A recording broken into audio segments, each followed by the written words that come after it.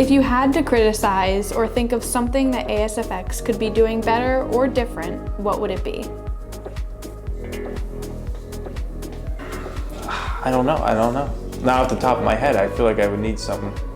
Nothing. You guys are different, just in everything you guys do. So I don't have an answer for that at the moment. Nothing. I have nothing. I don't have nothing to criticize with ASFX because Austin and ASFX, he gave us ASFX DNA, and after that it's up to us. And you cannot blame anyone else in this trading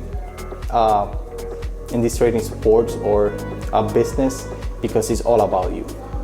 I'm not sure. There's so much content on YouTube and the group and stuff like that. So really, it's all good because you continue learning.